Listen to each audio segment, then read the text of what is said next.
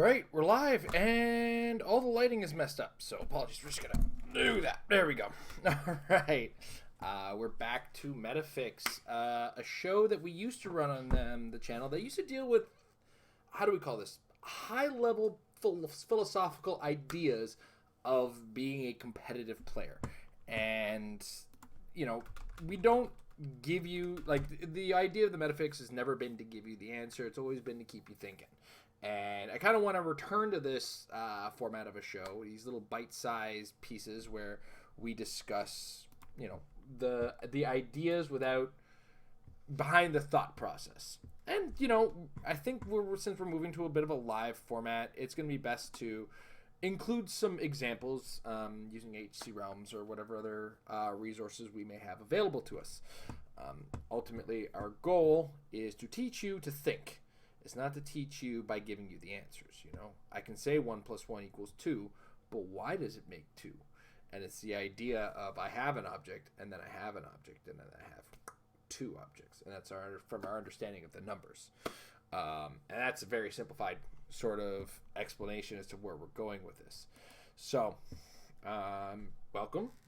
We moved to a live format, so we're going to add some interactions. If you have any questions about the topic as we discuss it through the show, please, by all means, use the chat to discuss it. And we'll kind of address them as they come. I'm sort of setting up a little bit. I'm a little behind today. Wednesday is a really bit of a weird day because, for those of you who are familiar, I'm a bit of a wrestling fan, and I mean, is it obvious? And Wednesday I watch AEW. I also work out while I'm doing that, so we have to pop in the shower and get my butt up. So I apologize that it took me a little bit to get things started, and that we're kind of hitting the ground a little bit slow, and I wasn't fully prepared. I'll be more prepared next time, beyond a shadow of a doubt.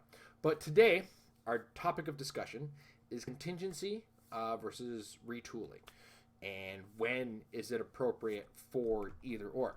Now, to understand what we're going to talk about, you have to understand the two ideas, and we're going to start with retooling, which is in the sense of HeroClix, I present you with a team, and you are giving me advice, and you tell me to put a different figure on the team. And I put that different figure on the team in reference to the idea of something. That's retooling. Retooling doesn't necessarily happen at the advice stage either. Retooling can occur when we've had a couple practice games and a figure that I wanted to use is just failed. It just didn't work. Didn't meet our standards, so on and so forth. It can come from a lot of places, but the ultimate idea is I had a figure on my team. I'm now going to change that figure on my team for X reason. And we have to kind of address our whys in that one. And then the idea of contingency is more based on changing patterns with what you have. So, for instance, if you have a team, you practice several games, and every game you're losing to one particular figure. And most of us are going to, as players, and this is a perfectly reasonable response, we're going to want to just remove a thing. But when we go with contingency, what I'm talking about with contingency is repatterning your play style to possibly change what you have, or not change what you have, but change the way you're using what you have. In this case, in some cases, you know, I like to describe it as driving a car like a dog sled. Using figures in ways you may not be expecting to use them on your team, and that kind of is what I'm saying. If that makes any matter of difference, I'm sort of what I wanted to do is I wanted to use an example of a team of mine, and I was just trying to remember the name of a figure that was on it, to be brutally honest. And I want to look at it from a point of view of what I want to do with the team and how both contingency and Contingency and what's the word I'm looking for? Retooling will both, in a certain degree, affect my choices on the team. So while I'm kind of putting it together, the story is I went to Canadian Nationals, or not Canadian Nationals. I went to Worlds with a team that was brutally untested. I was familiar with, I'd say, 2 of the figures on the team. And that's probably being generous, to say the least. So, in hindsight, like, ultimately, I ended up with a record of 3-2 with the team at the end of the Swiss. Points kept me out of the top, whatever. But, I mean, the guy who was in the top 8 that was 3-2 had significantly more points than me. No need to be mad. No need to be upset. I think it was perfectly fine. So ultimately, I kind of looked back on that and I said, all right, what can I change? What can I do better? What needs to happen here? And ultimately, I think the decision was I needed to change the way, either change the way the team was built or change the way I was playing. So in addressing both, I had to kind of look inside and say, okay, how can I change both, or change neither, or change one? So the first one, obviously, we want to aim for would be changing the way I play in the team, because that should always be the first.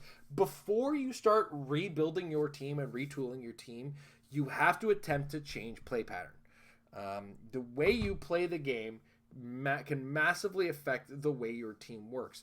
And you have to kind of, if you're having a hard time with the way a team is working, you have to look at the functionality of characters differently. You got to turn them upside down on their heads, to put it in however you want to refer to it.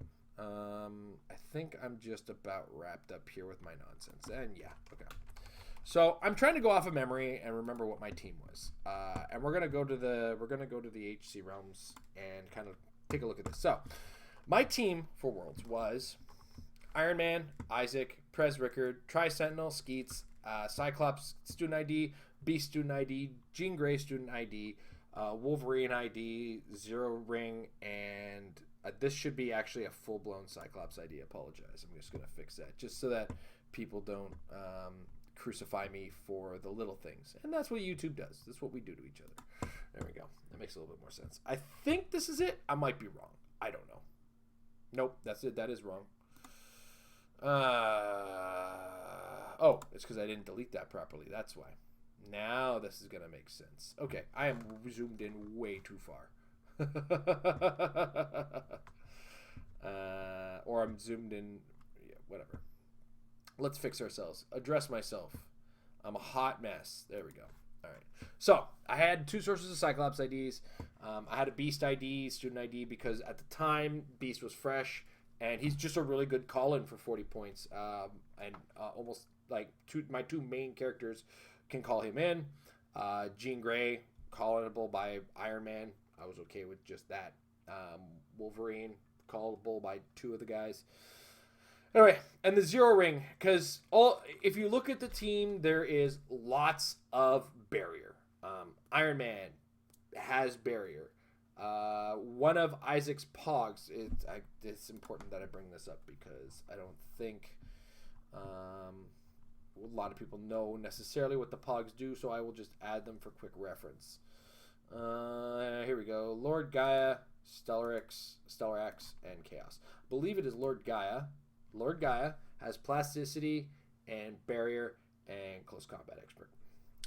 Stellarex is your running shot psychic blast dude, and Chaos, you only get him if everybody else has got him, but super awesome dude.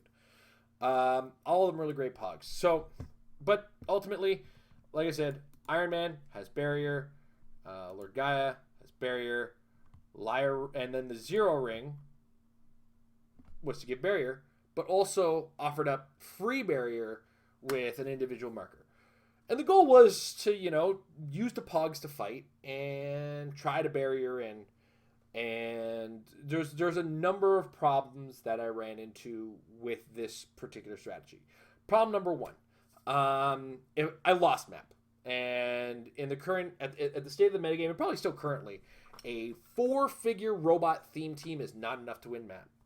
Actually, I'm now realizing that I did not have the Wolverine ID.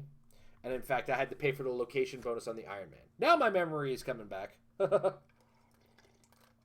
So, ultimately, I was hedging my bets on a lot of shooty IDs, but also on the effectiveness of all the pogs. Now, I think I won 2 map rolls out of the 5 games I played. And, nope, I won 3. I did win 3 and won a couple of the games in which I got the map roll. I lost one that I got the map roll and won the other 2. These are kind of minute points. The point was, when I wasn't winning map roll, I was in a bad place because people put me on an outdoor map, and one of the things that they're taking away from me on the outdoor when they put me on an outdoor map is ultimately 30 points, because situations that I ran into included such figures as the Unseen, and teamed up with the Cyclops. Now, I could barrier up quite a bit to stall out a Cyclops and not get him the shot in. And then on an indoor map, they would only be able to use the Cyclops, and the Cyclops would be trying to roll against a 20 defense. Like, there's a lot going for me that, in my head, made a lot of sense. And so if I look at this team and I say, okay, what's the contingency? How do I change my play patterns? So some of the play patterns I needed to change, and when I used them, they mostly worked. Being a little bit more aggressive about my barriers, because I wasn't using them properly, to be 100% brutally honest. I also needed to be a little bit more careful about my pog generation and where they were kind of being, like putting them in the right places and whatnot, because the pogs are all strong, but they still die, and they don't have fantastic defensive stats. Like, they're not rolling against 20 defense pogs. Wasn't the case I was presenting. I was presenting generally reasonable stats. So there's a lot that wasn't going for me, and I can tell you I would generally lose about 65 points per game. And if you're doing the math, yes, that's Tri-Sentinel and Skeets. So when I changed play patterns, I did better, but the big play pattern I couldn't change was the constant loss of Skeets and Tri-Sentinel. Now, Skeets is a 35-point investment, I believe, on a 2-click figure, which he does add a ton of damage and a ton of range combat potential, but I feel like he almost became dead weight, and the Tri-Sentinel was just dying on turn 1 or turn 2 frequently. Like, he was as good as dead by being on the board, and that was kind of the build. So there's a little bit of both that had to happen here. One, I had to change the way I was playing the team and being effective with it, and I had to get rid of some dead weight. Now, at the time, I was unpracticed, unready, and I didn't understand the big risk that Skeets presented. I thought I had enough barrier to not have to worry about things, and I figured a 20 defense at range seemed pretty reasonable, but my own, how do I put it? My own karma just gets back to me on this every time. I always find that whenever I put these massive defenses, oops, sorry guys, I moved my microphone a little bit and made everything go nuts. Every time I look at these big defense and go, yeah, 20 defense, who's going to hit that? Spoiler alert, it's everybody who plays against me.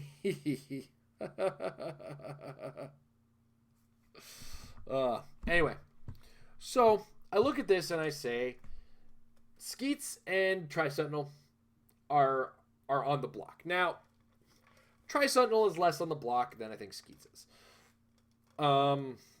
But I do have to be a little bit more careful and aware with him. So, now, would I play this team again? I'm 50-50 on that. A couple reasons of which is I have a weird comfort level playing with characters that generate bystander tokens. I am very comfortable with the idea of Zergling rushing my opponent and just having absolutely no regard for the things that I use to fight with, while forcing my opponent to my face to actually fight the things that are creating the things that you're fighting. I love that because I come from the StarCraft background, and I played, when I played Warhammer, I played orcs, and so swarming lots of things at people, that is a comfort thing. That said, I do fare better when I don't do that. Now, I was also limited on a couple things. How you doing, Chris Stockhouse? 2 Tri-Sentinels is a good idea, but I will explain some of the problems I ran into with that idea as well. As initially, I did consider that, but then acquiring them became a problem. And that's another thing you have to consider with retooling is acquiring, making sure you have the loan outs, the borrows, and that was a problem I ran into on that. Also, I was looking at Skeets as far as the PD team building and enhancement. It was numbers gains and everything like that. I don't think the Tri-Sentinel was helping enough with that. And if I was to go back and revisit, would I stick to the robot theme team even? I don't know.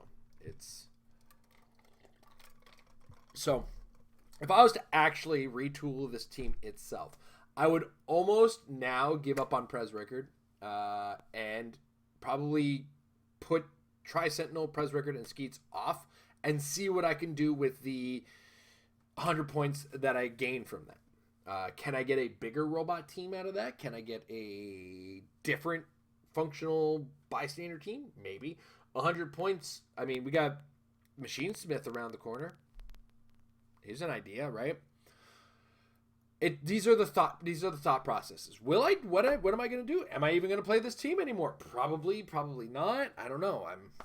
It's hard to say at this point where I stand. I'm also a big WWE fan, and I've been wanting to do a lot of stuff with that. Anyway, but the point I'm trying to get at for today is the first thing that I wanted to do when I ran into all these problems was change my play patterns. Now, this was an in-field tested team, unfortunately. I didn't take this into the hotel room to test.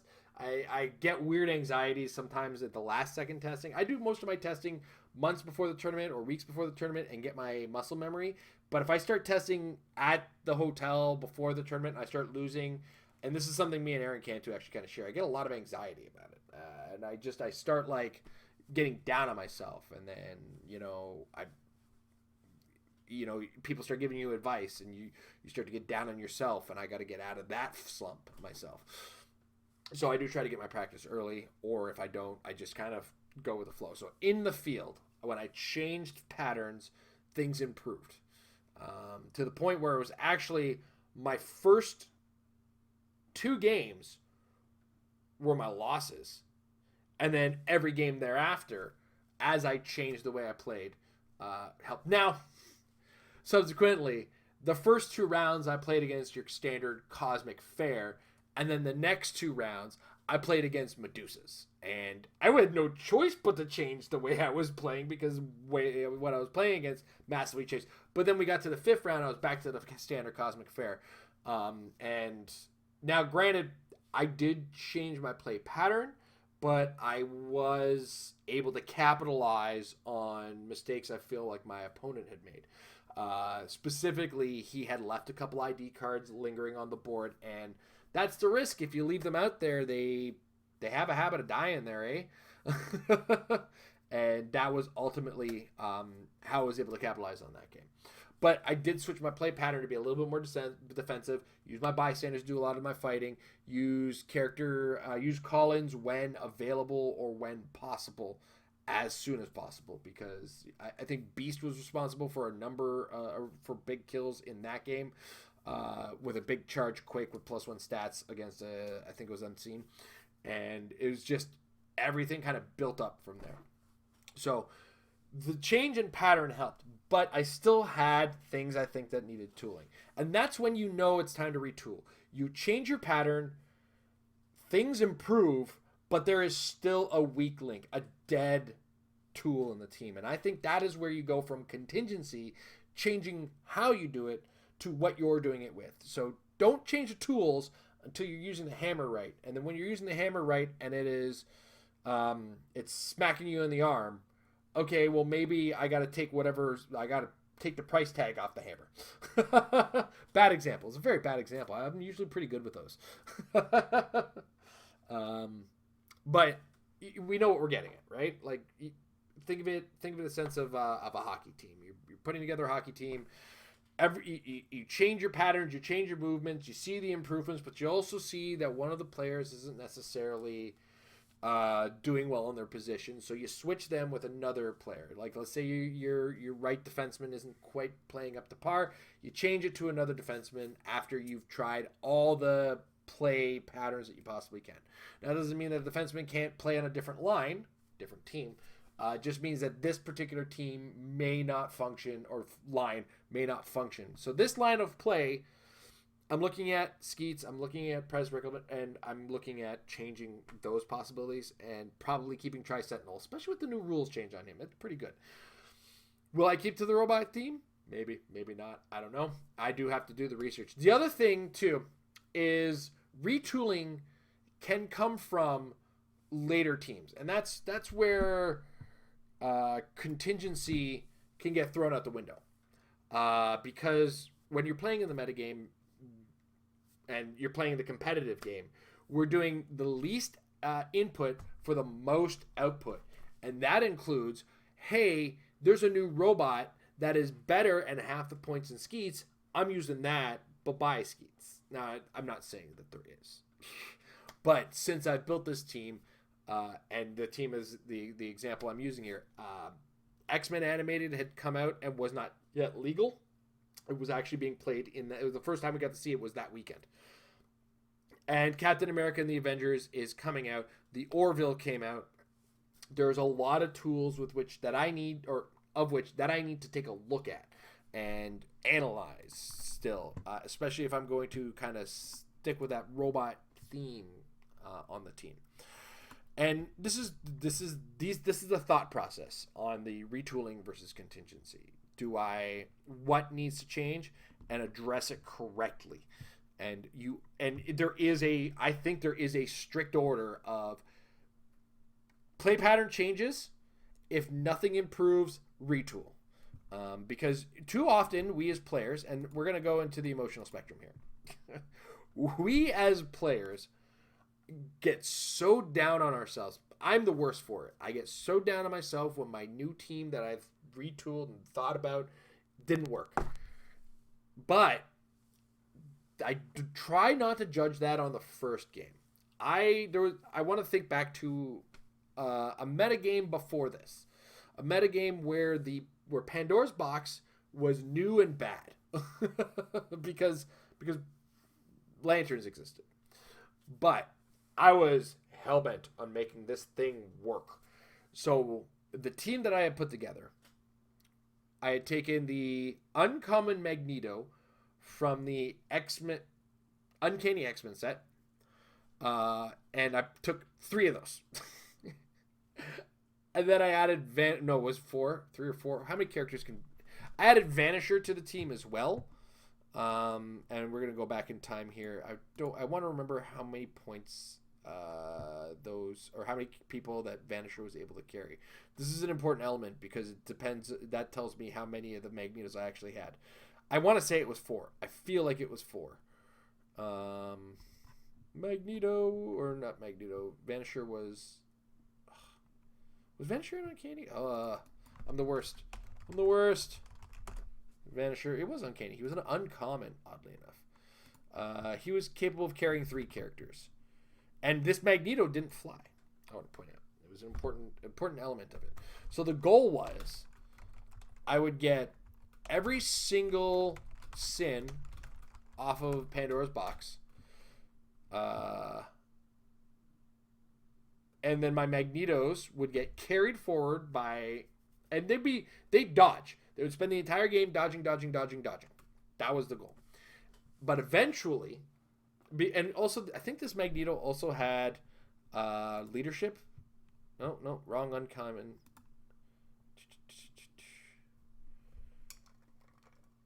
What was his thing? Oh no, there's a Brotherhood. Never mind. It was a Brotherhood alternate team ability that let Magneto gain some kind of leadership. Anyway, the goal was I had 3 Magnetos able to try to get action tokens off of Vanisher. And then once the action tokens were off of Vanisher, he had the traded ability to get Running Shot and Pulse Wave once per game. Or no, he has Pulse Wave? Running Shot. I don't remember how this worked now. How did this work? The Pulse Wave came from Pandora's Box. That's what it was. You'd wait for the Pulse Wave to show up on Pandora's Box. You use free action Running Shot. You had a bunch of pluses to your stats. This was the goal. This is not a team I ended up playing. This is a team I ended up practicing. And in every single game, boy, did Magneto botch the Pulse Wave. Boy, did he botch it every time. Consistently. Just could not make that Pulse Wave work. So I tried. I think I played a good solid 6 games with this team. And the Pulse Wave would always fail. And then I would just be left to die. There was no coming back from it. It was always a bad situation. And this was kind of, I had to look at that and scrap the team completely. And completely scrapping is a retooling. But I did not stop trying different ways to make this whole thing kind of function. And it was fun while it lasted. But understanding that it wasn't until I couldn't come up with any other strategies and positionings and fundamental functionality to make it all work. That's when I had to kind of throw up my hands and give up. And sometimes you just got to throw up your hands and give up, man. And sometimes there's nothing that's going to work for you. And that is okay. The drawing board is where the teams come from. It's one of our favorite places as HeroClix players to be. The drawing board. We like to look at our new ideas and retool them and come up with our strategies. To kind of close this off, or before we close this off, I do want to share an anecdote, and it is about our friend Tom, who also helps with us on the Meta Lab. One of Tom's neat little things that he does is he goes he has a bunch of maps set up on Excel. Excel, because I think much like my workplace, Google Docs and certain things just you don't have access to, and he will, on this Excel sheet, plan out turns 1 through 2 through 3 ahead of time. And then when he runs them in the game, he's kind of run these situations hypothetically a number of times. And knows once he knows turn 1, everything after that is hypothetical, but he's able to come up with his new ideas on the fly a little better. So contingency comes from understanding repetition and knowing everything that your figures do, which will be the next thing that I kind of want to cover on this one. We're going to go back to my nonsense team that I'm using as an example, not as a good idea. I think one thing I should preface with this new version of the Metafix, since we're kind of bringing it back, is my teams are 90% of the time bad ideas. If I'm using them on this, I'm not using them as a proof of a good team. I'm using them as a proof of behavior, because that's our goal with this show, is change or work on our behaviors, because these are the behaviors that competitive players kind of develop and grow and grab. So, hey, Aaron, speaking of the guy I share anxieties with when playing last second practice games. So we'll go back to the team. And we'll talk very briefly. Iron Man, for those first 2 clicks, yeah, he's barriering, but he does a ton of damage. And I think he ended up actually doing enough damage to himself via the pogs to see that 3rd click enough. And that's where a lot of my really good games came from was those clicks, and you got to be ready for those, right? And fully understanding everything he's capable of from that, such as making pogs by shooting you. Nothing's better than your opponent going, wait, you just make that by what? Isaac is a solid perplexer. You need those extra stats. And then, don't panic if they come to attack your Isaac. You got that stop click. And then you suddenly have 3 pogs that are more of a threat than Isaac.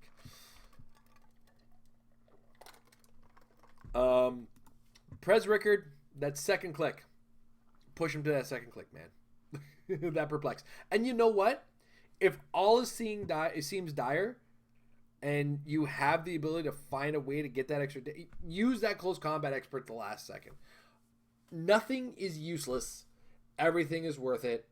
Always understand when you can, right?